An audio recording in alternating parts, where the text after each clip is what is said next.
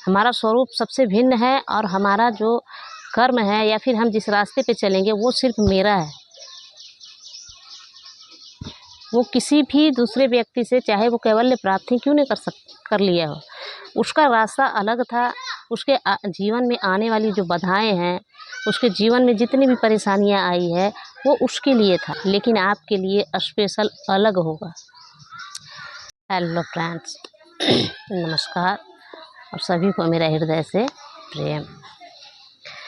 तो गुरु ध्यान सिंह जी का एक क्वेश्चन है। उन्होंने क्वेश्चन किया है कि जीवन बीतता चला जा रहा है, नाम जाप भी करता हूँ, ध्यान नहीं लगता। उनका क्या नाम है कि जीवन जो है वो बीत रहा है, लेकिन अंदर से जो संतुष्टि है वो नहीं हो रहा है। जीवन तो बीतता चला जा रहा है, लेकिन मन में जो एक खालीपन है, जो बेचैनी होता है, जिसके मन में या फिर परमात्मा ने जिसको चुन लिया है, तो उसे कहीं भी मन नहीं लगेगा, कोई भी चीज़ उसे रास नहीं आएगा। हर चीज़ से वो विरक्त हो जाता है और फिर वो उस ओर चल पड़ता है कि जहाँ उसे वो जो खालीपन है अपने अंदर का वो भर सके।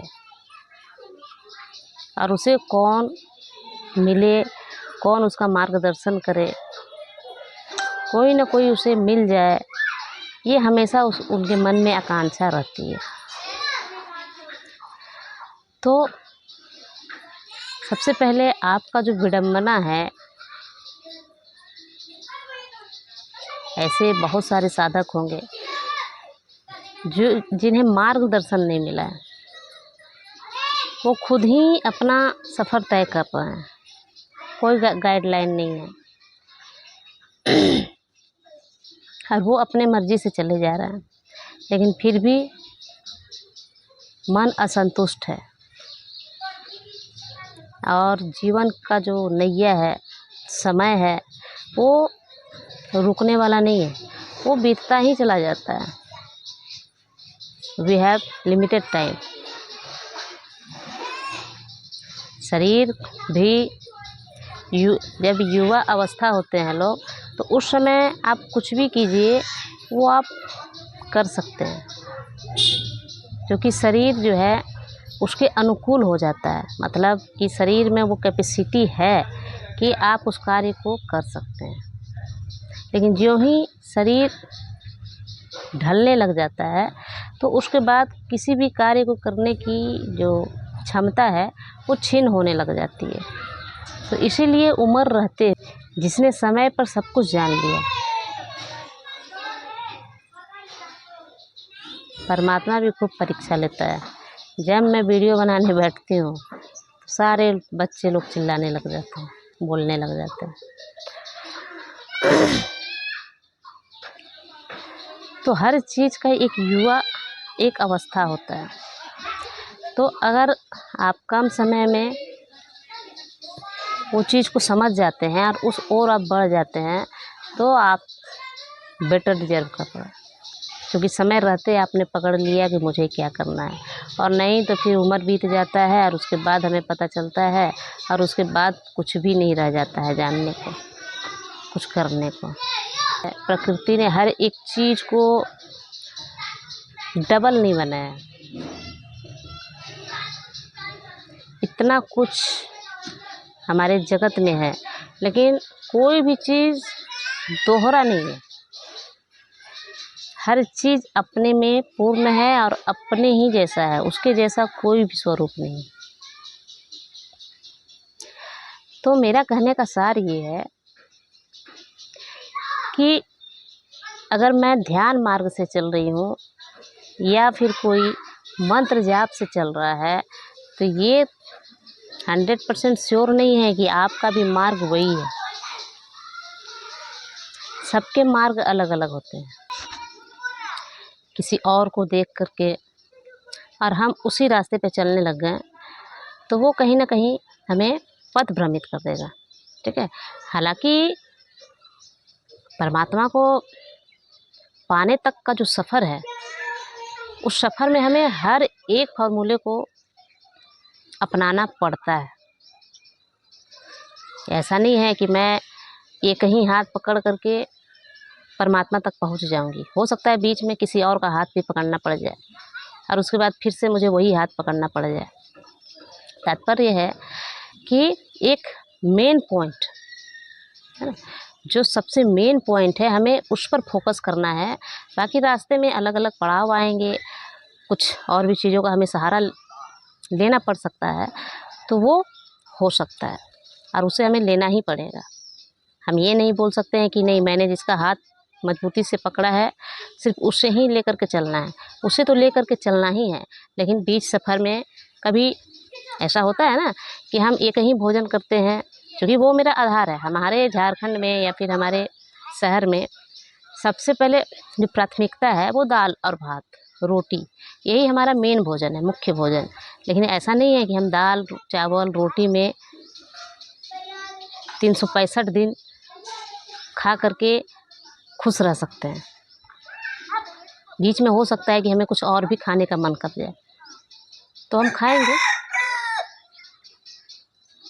कुछ और भी खाने का मन कर जाता है तो हमें खाना चाहिए। ऐसा नहीं है कि हमें दाल भात पे ही अटके रहना है। तो बीच बीच में हमें कुछ कुछ बदलते रहने से क्या होता है, माइंड फ्रेश रहता है, सब कुछ अच्छे तरीके से चलने लग जाता है। बीच बीच में कुछ कुछ बदलाव करना पड़ता है। तो मेरा मेन पॉइंट क्या है कि मैं यही कहना चाह रही हूँ कि आपके लिए जो बेटर है हम वही उसी चीज़ को पकड़ करके चलेंगे। ईश्वर ने किसी को भी एक जैसा नहीं बनाया, सब कुछ न कुछ अलग ही होता है। तो उसी प्रकार हम हैं, हमारा स्वरूप सबसे भिन्न है और हमारा जो कर्म है या फिर हम जिस रास्ते पे चलेंगे वो सिर्फ मेरा है। वो किसी भी दूसरे व्यक्ति से, चाहे वो कैवल्य प्राप्त ही क्यों नहीं कर लिया हो, उसका रास्ता अलग था।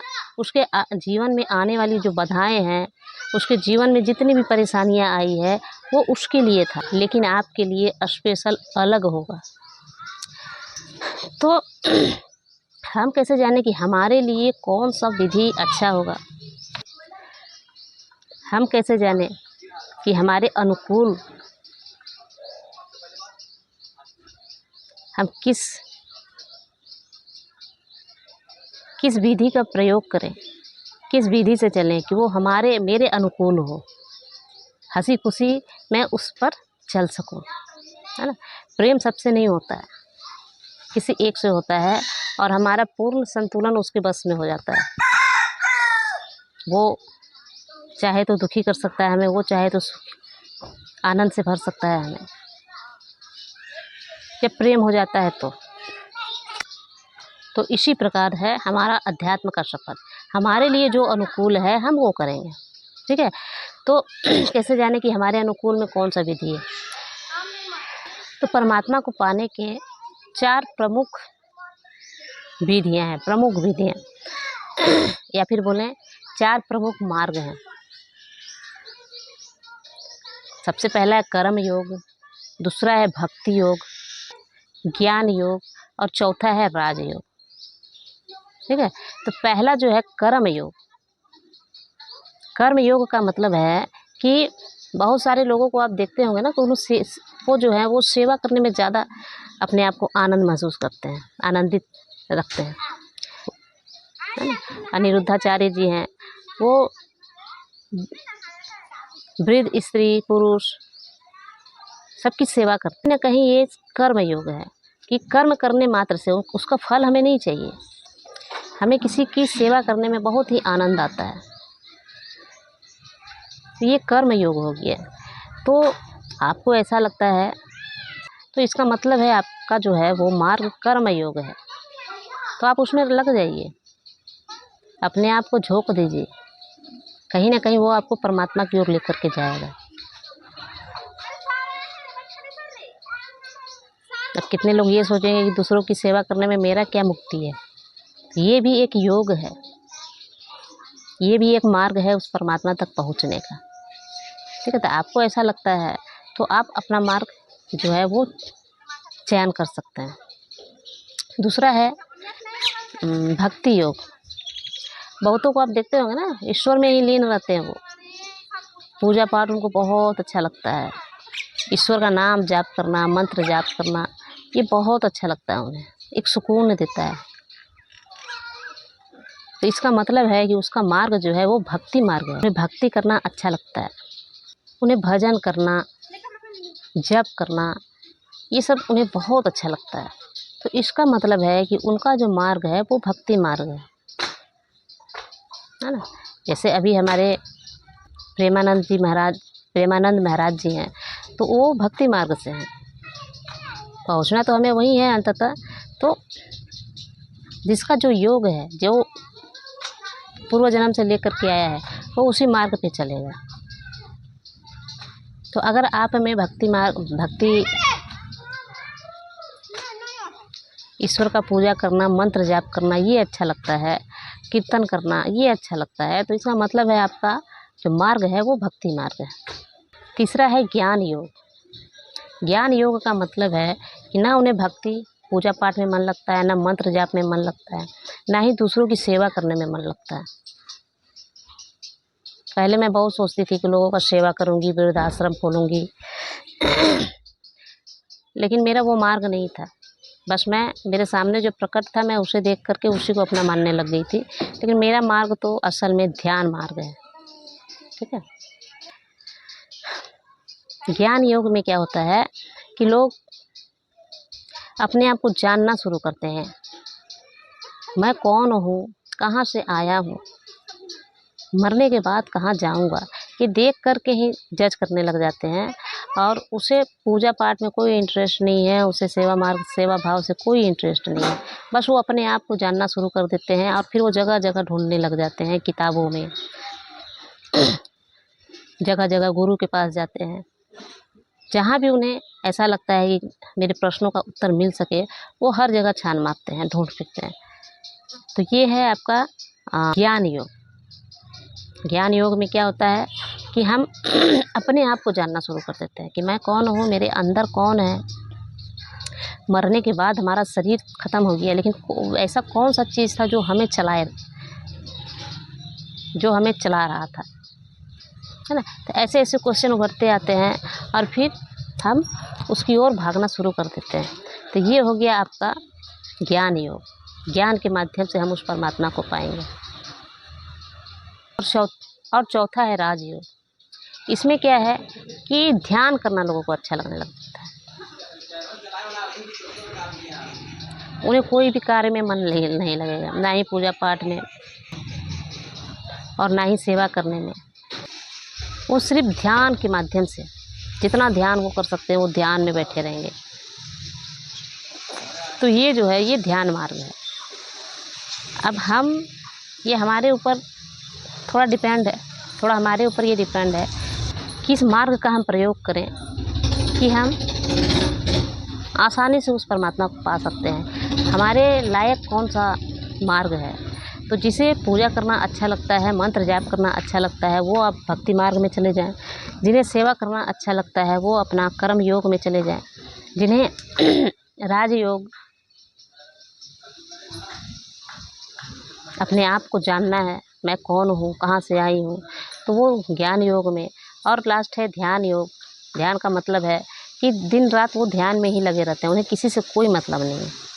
ध्यान से ही परमात्मा को वो जानना चाहते हैं। और धीरे धीरे जब वो ध्यान करने लग जाते हैं, तो परमात्मा का स्वरूप अपने आप झलकने लग जाता है।